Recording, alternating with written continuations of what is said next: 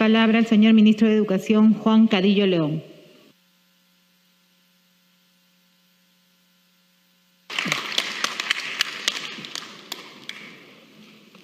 Por su intermedio, señora Presidenta.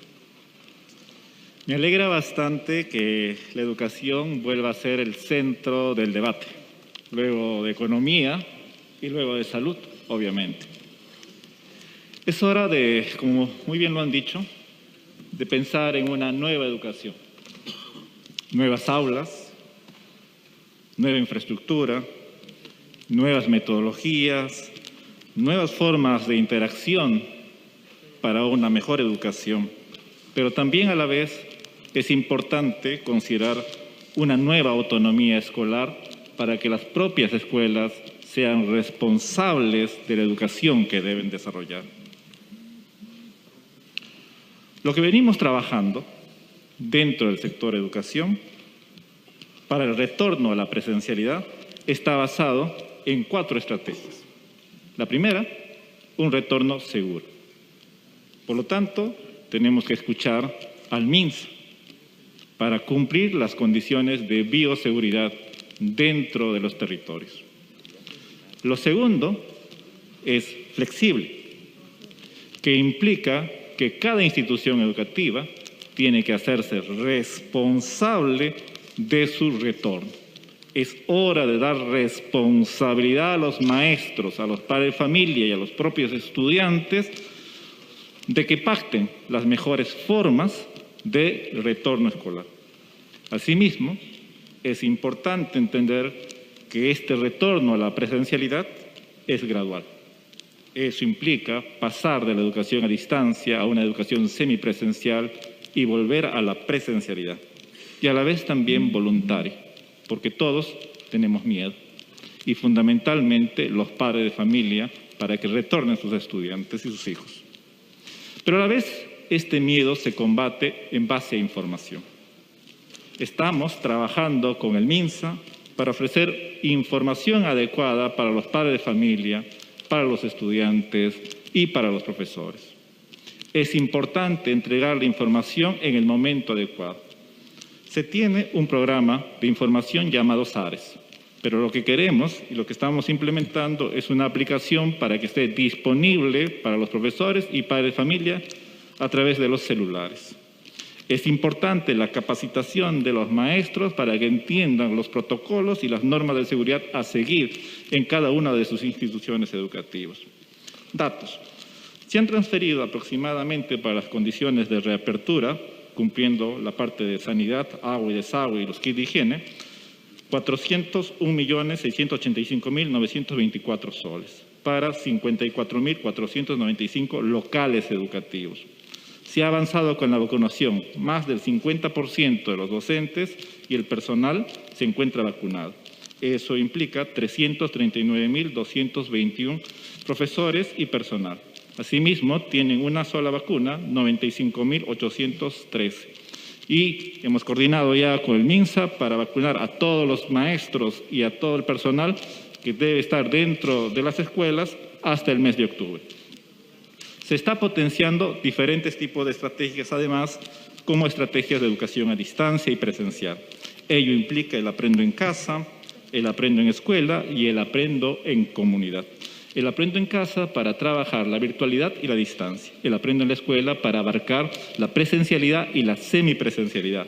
El aprendo en comunidad fundamentalmente para asociarnos a las comunidades vivas, para entender que existen diferentes espacios en nuestras comunidades que también convierten a la educación en un aspecto social, emocional y cultural que es muy importante de rescatar para una buena educación de nuestros estudiantes, en especial en los tiempos de pandemia.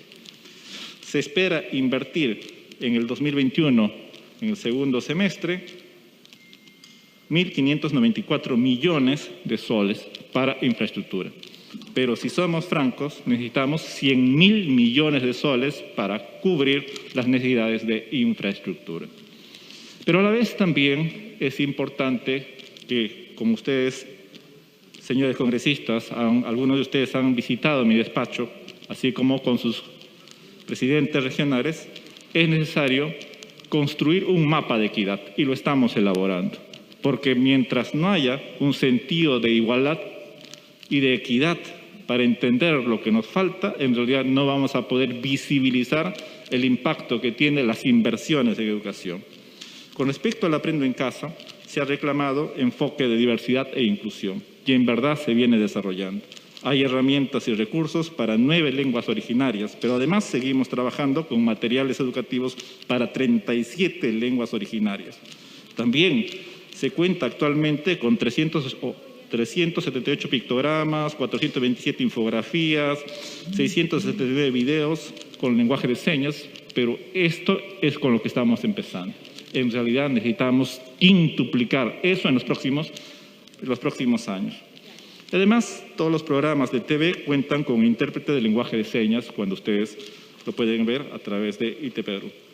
Asimismo, debemos considerar que los recursos son escasos. Bueno, en este momento no se encuentra el ministro de Economía, pero los recursos son escasos. Entonces, es hora de pensar diferente. Y mientras consultamos con diferentes organizaciones que ya venimos trabajando y pensamos en Harvard, MIT o Finlandia, también es importante trabajar con nuestros maestros. Y por primera vez vamos a destinar 10 millones de soles en el 2022 para que los maestros desarrollen sus propios proyectos de innovación educativa. Pero en el Perú, lamentablemente, no tenemos memoria. Y muchas cosas ya han sido resueltas, desde aprender a leer, aprender a sumar, aprender a escribir. Por lo tanto, lo que estamos construyendo dentro del Ministerio de Educación es un sistema de gestión del conocimiento, para tener un repositorio universal del trabajo desarrollado por las mineras, por las ONG, por las universidades, por los institutos, por el propio ministerio y por las propias escuelas. Lamentablemente, hemos descubierto muchas cosas que se pueden trabajar, pero como no las tenemos integradas, como no hemos utilizado los sistemas de información, como lamentablemente simplemente informes, consultorías se pierden en escritorios, en esta nueva administración lo que buscamos es construir sistemas de información a los cuales puedan acceder todos los maestros, todos los funcionarios y todos los padres de familia para entender que hay cosas ya resueltas en nuestro país. Respecto a la brecha digital, y varios se han referido a esta brecha como un elemento clave e importante, más por esta pandemia. Efectivamente, se han distribuido más de 1 millón de tabletas y sus componentes, planes de datos y cargadores. Hay una fase 2 que implica 319.000 tablets que se deben entregar en febrero. Pero nuestra estrategia ahora no es consumista. Si nosotros revisamos, queridos congresistas, cuando vemos tablets, cuando pensamos en celulares, por lo general estos dispositivos sirven para el consumo. ¿Y cuándo vamos a cambiar nuestra lógica para tener dispositivos para producir información? Dentro de esta estrategia, nosotros, y para abordar este problema, estamos dentro de una lógica de competitividad digital y concepto STEAM. ¿Qué es STEAM? STEAM considera la ciencia, la tecnología, la ingeniería, el arte y la matemática. Siempre todos hablamos de ciencia y tecnología, pero ¿cuándo vamos a hablar de la ingeniería como la capacidad de ingeniar y utilizar esa ciencia y esa tecnología para resolver nuestros problemas? Cuando una vez descubrimos el problema, es hora de estilizar, de colocarlo dentro de nuestros ambientes, ahí entra el arte. Y como lenguaje universal, que incluso desarrolla nuestro cerebro, necesitamos a la matemática. Es por eso que hemos dividido el problema en capas. La primera capa está orientada a la conectividad. Es por eso que venimos trabajando con el MTC la posibilidad justamente de utilizar la red dorsal que se viene desarrollando de tal manera que podamos, dentro de algunos meses, que ya vuelve para el Estado, poder establecer una intranet del Estado. Pero a la vez también es necesario repensar en lo que ya tenemos. Tenemos una conexión satelital que sirve en todo el país. Lo que vamos a hacer es una reconfiguración de esa conexión para tener 3 canales de televisión, además la posibilidad de actualizar automáticamente mediante el satélite de las tablets que se ha distribuido, de tal manera que ahorremos también en la actualización. La segunda capa está relacionada a la infraestructura y el equipamiento. Cuando nosotros hablamos de competitividad digital, no es solo la conectividad, sino también requerimos de una segunda capa que está relacionada al equipamiento y la infraestructura. Es importante que pensemos en integrar y dar el equipamiento a la mayor cantidad de personas. Pero dentro de esta estrategia es obvio que no tenemos recursos. Por ello es importante empezar a integrarnos, y lo estamos haciendo con los tambos que pertenecen al MIDIS, con los centros de acceso digital que pertenecen al MTC, con los CIDEX que pertenecen a Produce. Lo estamos haciendo, pero además hemos propuesto la creación de los centros comunales digitales. ¿Qué es un centro comunal digital? Un centro comunal digital, bajo nuestro concepto, cubre dos aspectos.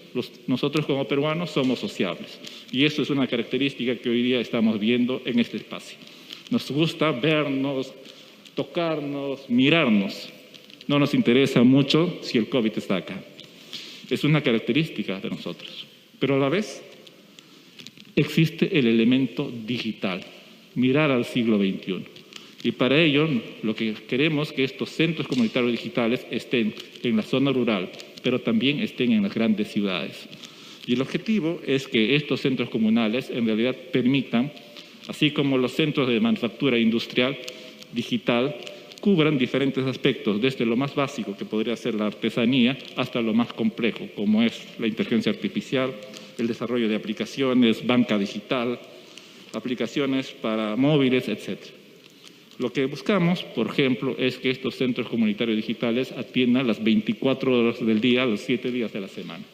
¿Por qué es clave e importante? En primer lugar, queremos que sirvan estos espacios con alta tecnología o con mediana tecnología para que los estudiantes y también de los institutos y universidades puedan asistir.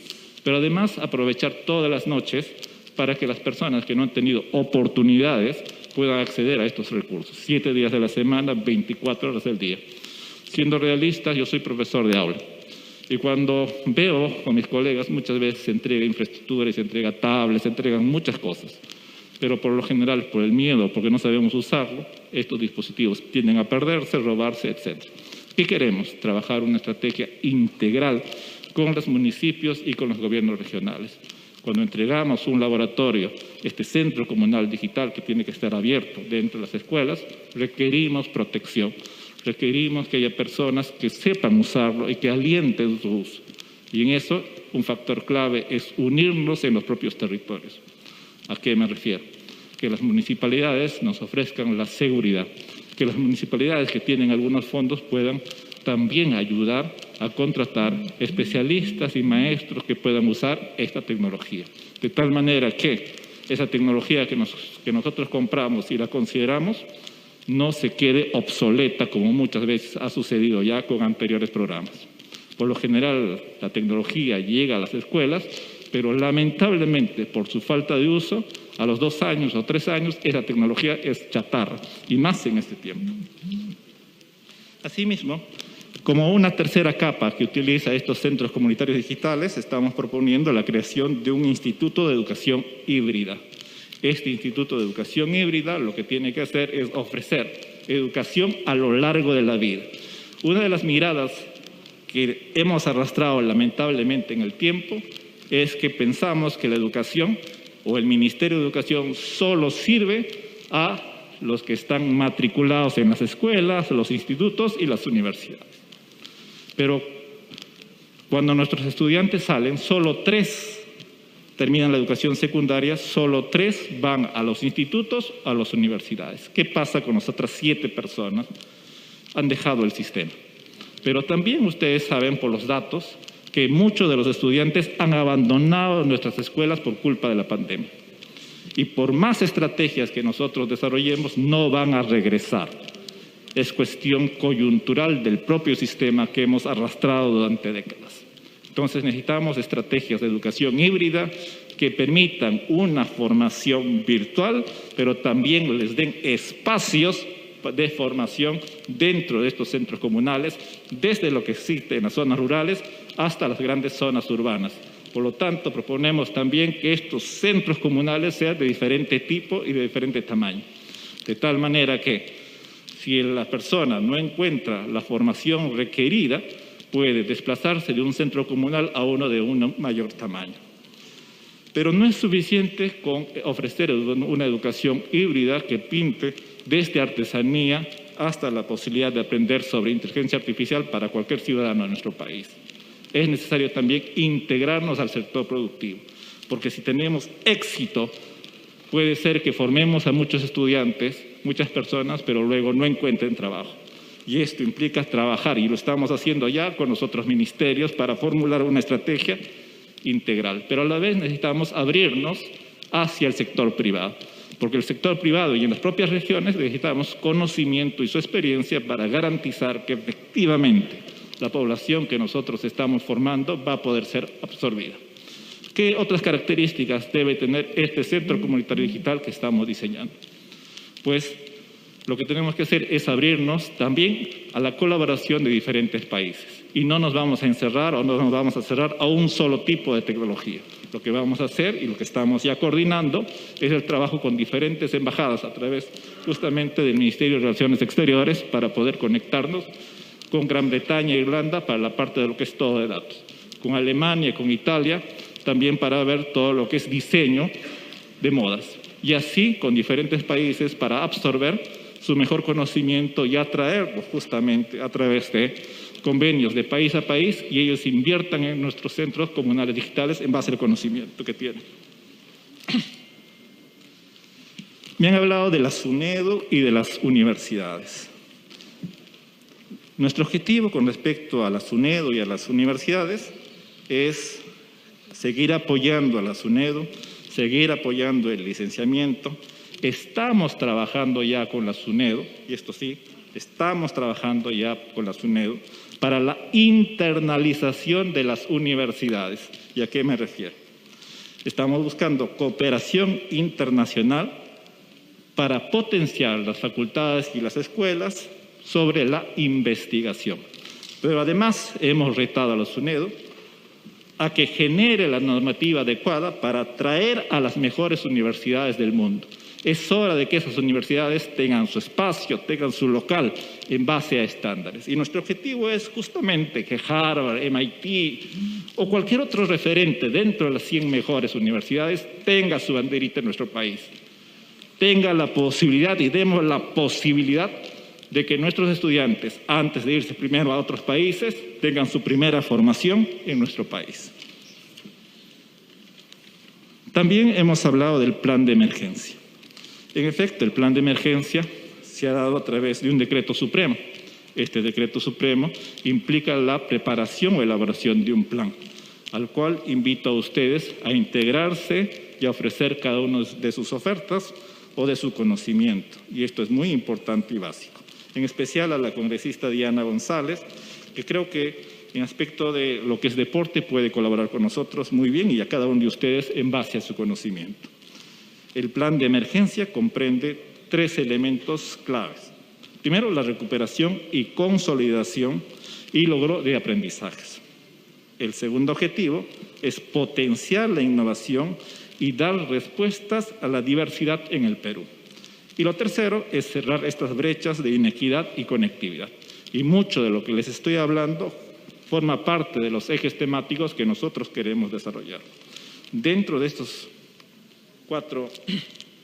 6 ejes, tenemos el primero de la recuperación y consolidación de aprendizajes y el retorno a la presencialidad, donde implica también una reforma curricular, pero no una reforma curricular, que esté orientada a esos cambios que como enemigos o como agentes totalmente tergiversados se piensa. Lo que pensamos es tener un currículum orientado al STEAM. Eso que les he dicho, ciencia, tecnología, ingeniería, arte, matemática, tiene que estar pintado en nuestro currículum. ¿Y para qué? Para que nuestros ciudadanos aprendan a resolver problemas. Lo segundo, el desarrollo profesional docente. Tenemos 414,000 docentes, 56% nombrados, 44% contratados. Es hora de pensar cómo deben ser estos docentes. Es hora de reflexionar de que es bueno que sean evaluados en base a conocimiento, pero para estar dentro de un aula no solo es suficiente tener conocimiento, es necesario tener desempeños y competencias de un buen docente. Porque muchos de ustedes han asistido de repente a las universidades y tenemos lumbreras ahí enseñándonos, pero a veces no son buenos profesores.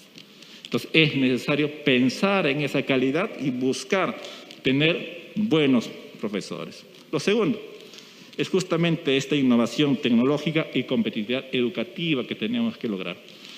Ya es hora de pensar en este tipo de tecnología que nos mire en esta forma, que nos permita llegar al siglo XXI con oportunidades y con capacidades. Asimismo, como cuarto punto es la educación superior. Y dentro de la educación superior nos hemos olvidado de la formación técnica y tecnológica en nuestro país. Y hemos privilegiado la educación universitaria con bien, pero es necesario también pensar en la educación técnica y tecnológica de nuestro país.